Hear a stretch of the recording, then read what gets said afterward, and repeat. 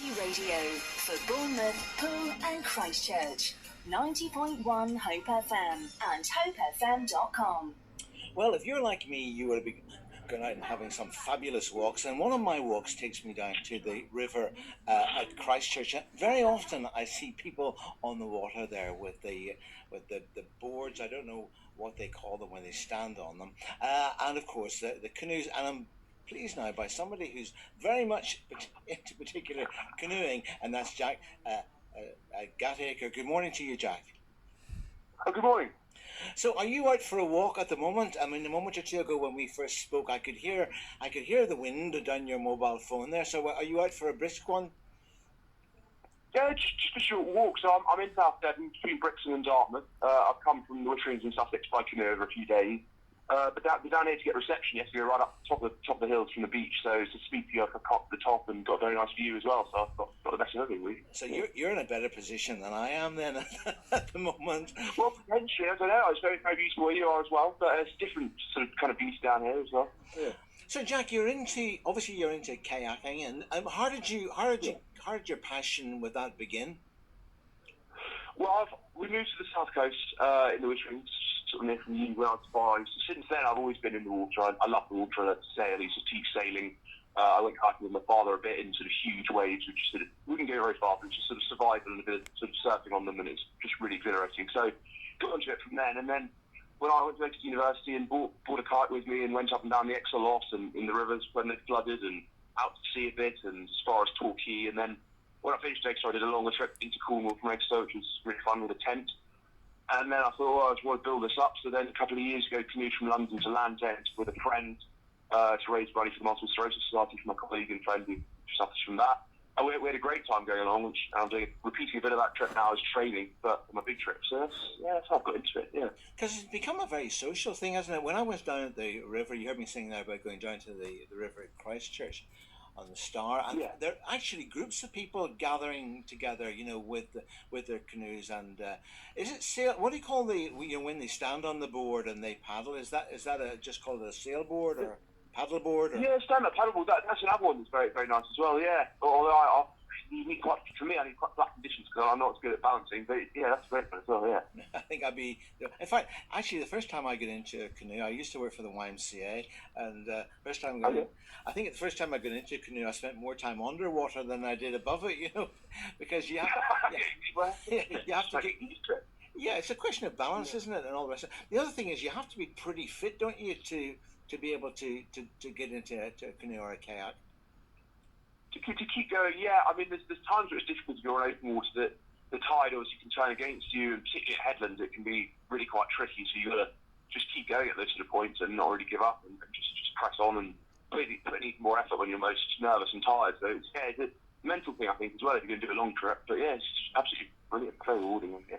Now, as we speak, you're planning something. Well, in fact, you're planning something really, really ambitious, but they're sort of stepping stones to that.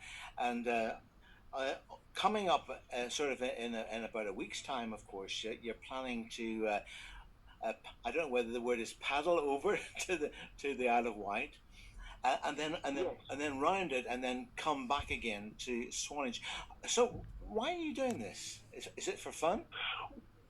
Yeah, I mean, it's for fun and for training. So I've been around the Isle of Wight before in 2 days with a friend, but I've got a better kayak now and I've trained more. And it's quite a tough challenge to do it in the day because it's 60 or so miles. And I think normally I do sort of 40 to 50. So it's a good tough challenge. But a few people have done it, but not many. And I found as leaderboard people that have done it, so I've sort of written to them. And bizarrely enough, met one of them on the 831 completely randomly. But yeah, so I plan to do that.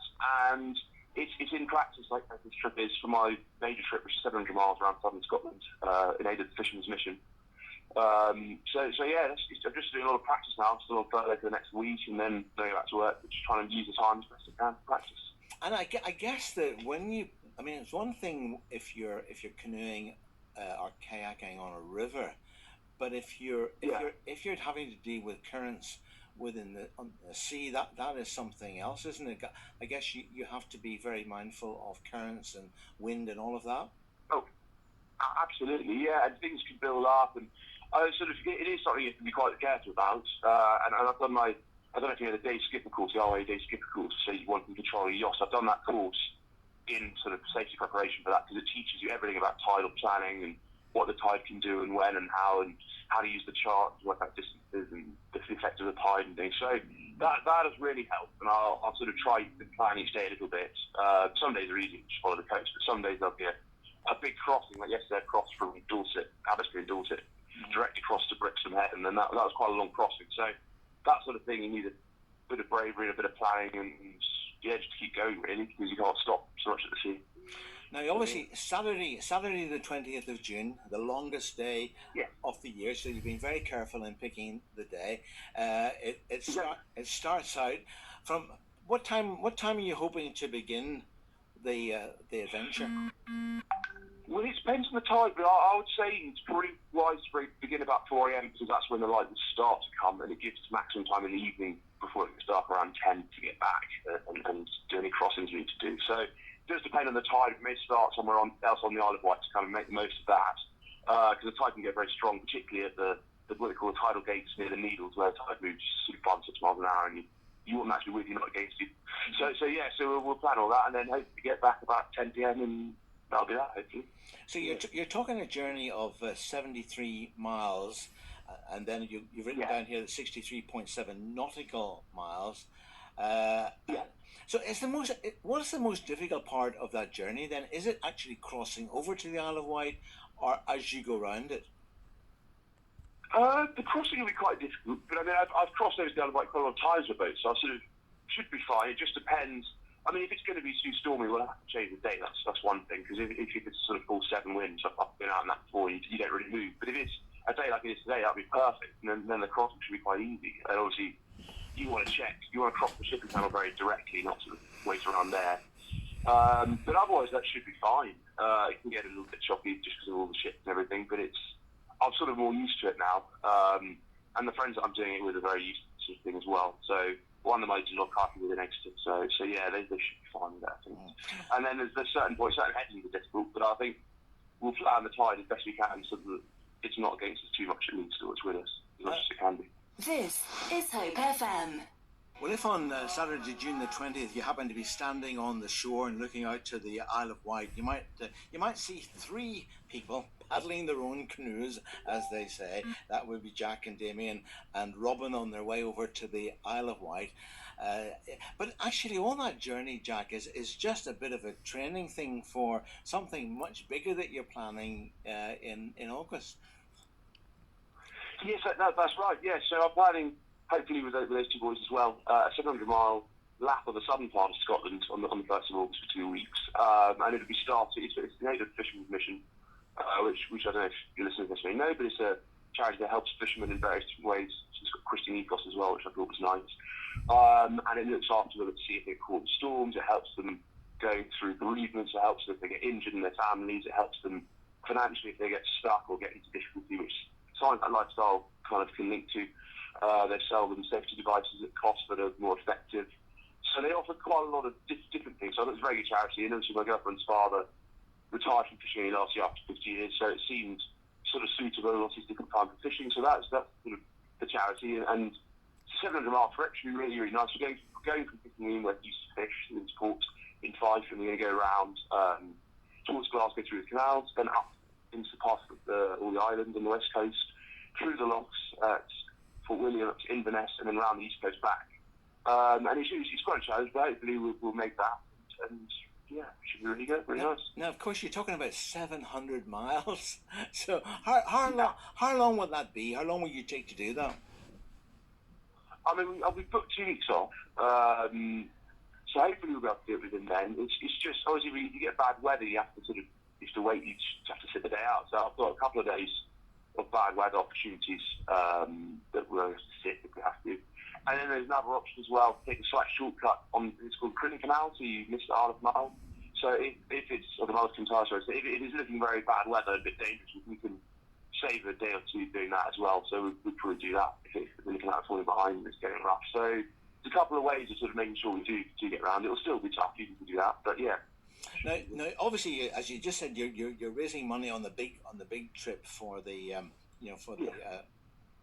for the Fisherman's Mission, and of course that's a very appropriate mission, isn't it? Because obviously there you are in the water, and as you said, you've got that friend connection. Now, if people wanted to support you, sponsor you, whatever, I suppose they can do that either with a bit of a donation, one-off, or I don't know whether anybody would dare do it per mile. You know, it would work out quite expensive, wouldn't it, if you did the whole thing? Well, don't do it. Do a shilling a mile or something. So it's, I don't know, 5 pence per mile, or I don't know, a penny a mile or something. That would still be very generous. So yeah, definitely not per mile. But yeah, that would be really, really appreciated. I've got a Just Giving page for it. I've made a website as well, which I sent you on the email, 100 Mile Rapids, Scotland. So yeah, that'd be very, very generous. Obviously, I'm doing charitable sponsorship as well. So if anyone wants to, a company wants to make £100 donation to charity through my page, I'll put their logo on the boat and on my website and all that sort of thing. So yeah, I'll just try and raise as much money as I can for the charity. Yeah. Now, we better try giving them this website because it's quite long, isn't it? So it is, and it's not the most sort of, it doesn't roll off the tongue that well, and it's a bit confusing between the name of the website and the link and everything. So yeah. So it's 700 mile kayak, kayak, lap of Scotland.com / yeah. So yeah, that's right. Yeah, and then the link should be on there, and I've made a small YouTube channel with a couple of videos of training and that sort of thing, and Instagram pictures as well as pictures on the website. So yeah, it should hopefully amuse people at least, and you don't have to donate or anything, just the website. You never know, Jack. You might get people want to join you. You know. Well, I would love that. Well, that would actually be really nice. I'd absolutely love that. If anyone wants to come and even if they're just up for a day, just join us. That'd be amazing. I would really like that. Yeah. Now, obviously, Jack, you're a man of faith yourself, and you're doing this obviously because of your Christian commitment. But I guess actually it must be you must learn lots of spiritual lessons when you're out in the water there, because it's all about taking on the challenges. Really stretching yourself to go the extra mile. How's the whole experience of not just this trip, but what you do on the water normally, has that really deepened and strengthened your faith? I would say definitely, actually, yes, because there's a saying I quite like called man plans and God laughs. You sort of plan a certain trip and suddenly the tide will go the wrong way or a wind will come and you think, or you'll be quite fast seeing, I'm just about to do this, but you realise that you're quite vulnerable, actually, and you are, as much as you can plan it very logically and be very logical and take precautions and everything, there is an element of reliance, on God, of course, and so yeah, definitely, and obviously quite often I'm out on my own as well for the whole day, so you do have time to think, and, I'd be really used to that anyway, but yes, definitely, it's quite right, and all that beauty that you see, and if it's actually get something quite tough done, it's not very nice thing, you sort of do feel grateful for that, so yeah, definitely. Well, there's something about man and nature together, isn't it? That it does. They say. Yeah, it's lovely. Yeah, fantastic. Well, we wish you every success with the challenge, and you'll have to give us a ring afterwards and tell us how it all went. Definitely. For more inspirational interviews, podcasts, and